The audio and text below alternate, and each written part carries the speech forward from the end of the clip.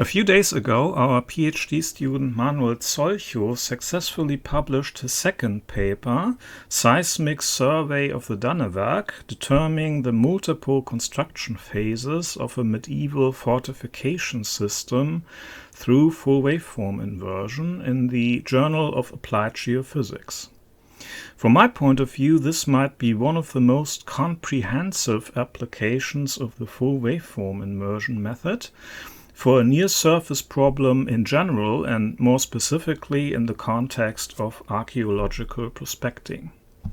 It also demonstrates quite effectively the benefits of a full waveform inversion approach compared to classical inversion methods based on first arrival travel times. So in this short presentation, I want to discuss one of the most impressive results covered in the paper.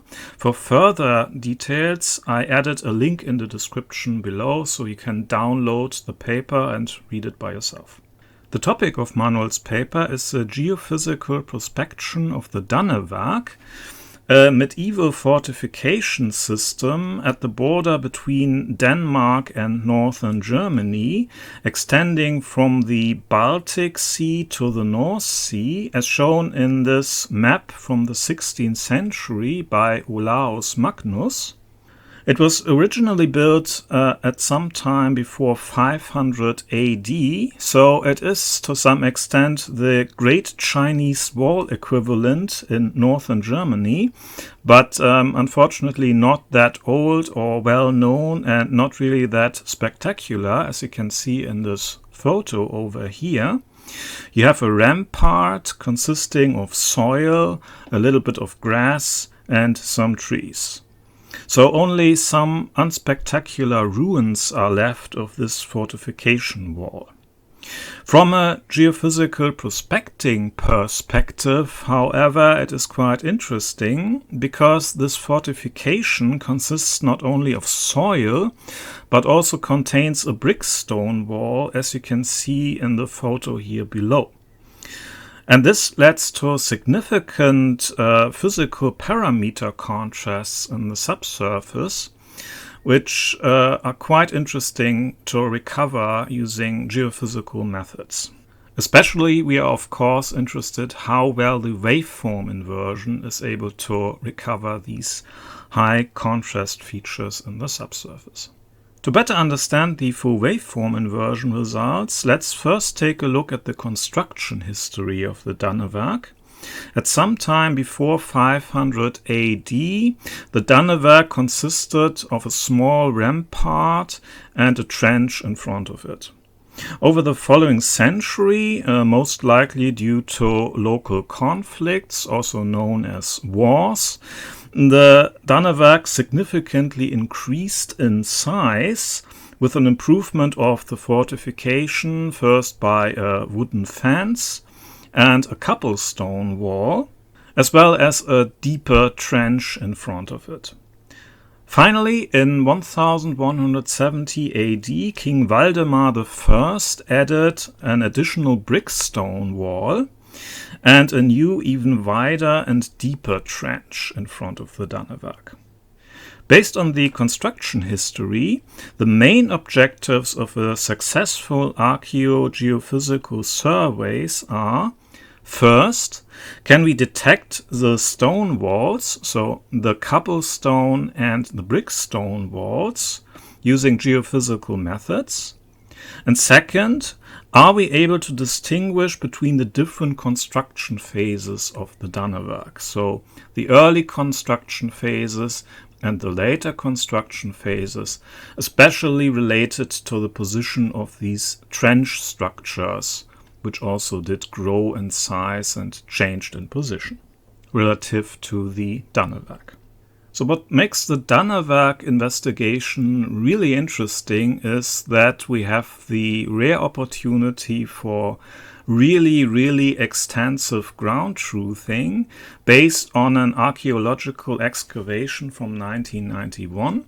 You see here at the bottom a photo by the Archaeologisches Landesamt of Schleswig-Holstein, which shows in very much detail all the different features of the construction history of the Danevirke. So we can really apply a significant and in-depth ground truthing of the features that are visible in the geophysical methods and compare them with the archaeological reality. So let's first discuss the different features that are visible in the archaeological excavation, and then later on compare it with the full waveform inversion result in the center and the first arrival travel time tomography result at the top. So what's clearly visible is the cobblestone wall, denoted here by 5 in the archaeological excavation photo. We also see the basement of the brickstone wall, denoted by 6. The brickstone wall itself was recycled by the local population for their own buildings, so it's not left anymore, and we only have the basis, which consists of cemented cobblestones. We also see the remains of this recycling process, denoted by this rubble pile R over here. We can also distinguish the later construction history of the Danevirke from the early construction phases. So the early construction phases are denoted by 1, 2, and 3. So you can clearly see the smaller version of the Danevirke from 500 AD. Notice also the trench, really small trench in front of the first version of the Danevirke and the cobblestone wall. You can also distinguish the larger trenches that were dug later. So they are denoted by F and O, which is only visible here at the righter edge of the image. So these are the most important features that I discussed in the slide before regarding the construction history of the Danevirke. And now we can compare these features directly with the waveform inversion and first arrival travel time tomography results. When you compare the different topographies of the inversion results and the archaeological excavation photo, you might notice that the topography is not 100% identical. The reason for that is that the seismic profiles and the excavations are not located at exactly the same position, but quite near to each other. So the features are not 100% comparable. So keep that in mind. So first of all, in the waveform inversion result, we denote some high velocity features directly in the center of the rampart with velocities of above 175 meters per second. And we can correlate them, especially here number 5, with the position of the cobblestone wall, and number 6 with the basement of the brickstone wall. We also denote here by 1 the first construction phase of the Danevirke, which relates to intermediate velocities of about 150 meters per second in the full waveform inversion result. So this is quite clearly visible, and it makes also a lot of sense because due to the compaction of the sediments above it, the velocities of the early Danevirke construction phases are a little bit higher compared to the surrounding medium. We also denote the position of the first version of the trench, which is denoted by this low velocity zone here compared to the higher velocities of the natural soil below.